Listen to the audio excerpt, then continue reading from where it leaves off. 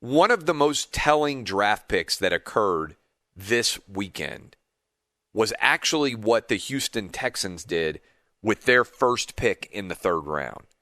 They drafted Davis Mills out of Stanford.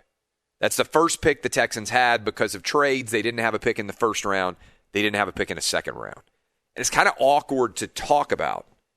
But right now, the Houston Texans on their roster basically have Tyrod Taylor and Davis Mills as the potential quarterbacks.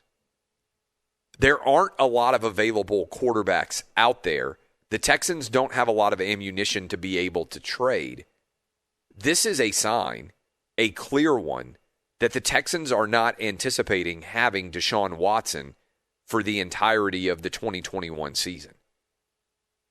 Because if they thought there was any way possible that Deshaun Watson was going to play for them, there's no way that they would draft a quarterback with their first pick in the third round.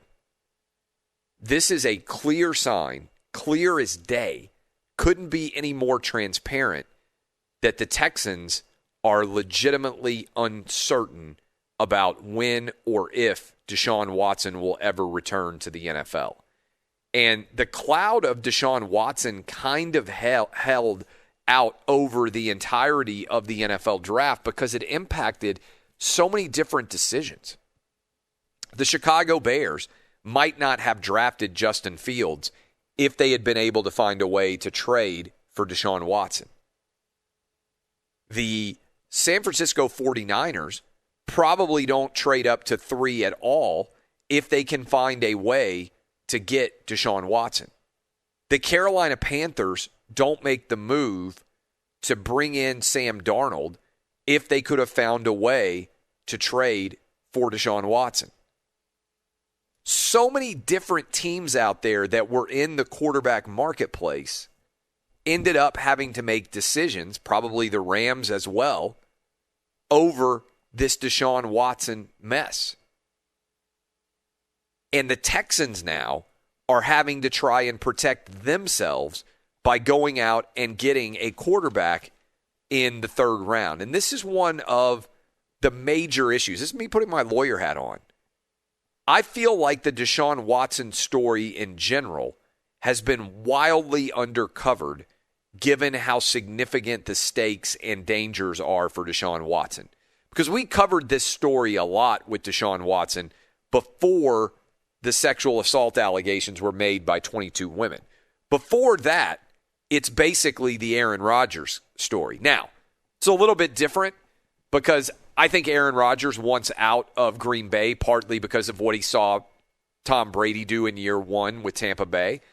And unlike 25-year-old Deshaun Watson, Aaron Rodgers has given the Packers every opportunity to build a team around him and be able to win with him.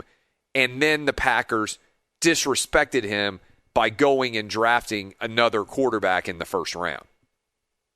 If that situation had happened in Houston, I'd be like, okay, I understand why Deshaun Watson is furious. But so far, that hadn't happened. The Texans have made the playoffs 6 of the last 10 years.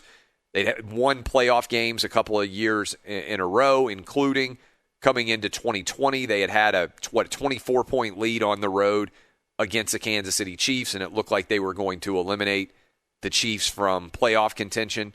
And then, of course, the Chiefs just put pedal to the metal, took off in a different direction. But a lot of people are apprehensive, I think. I mean, look, this happened in Houston. They fired a guy who writes about the Houston Texans because he went on radio and talked about the Deshaun Watson case in a way that made people uncomfortable, at least his bosses uncomfortable. And so I think in stories like these, there are lots of sports writers and sports media members who just say, oh, you know what?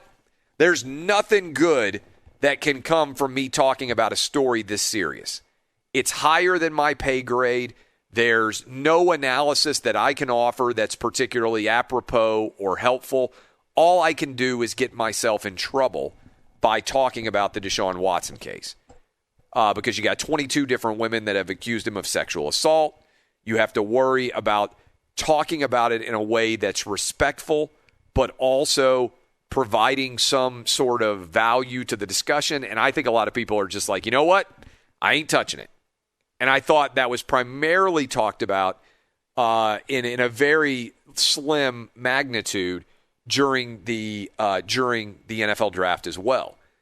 But the Texans are giving you a clear picture into their worldview when they draft Davis Mills.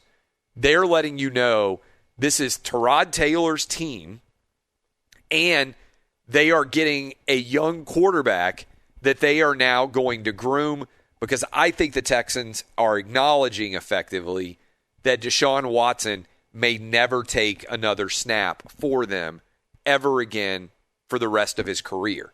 And who knows when Deshaun Watson is going to be taking a snap for anybody for that perspective. But that pick, to me, told us an absolute mountain about the future of Deshaun Watson in Houston. I think his time is over there. I think he is finished in Houston.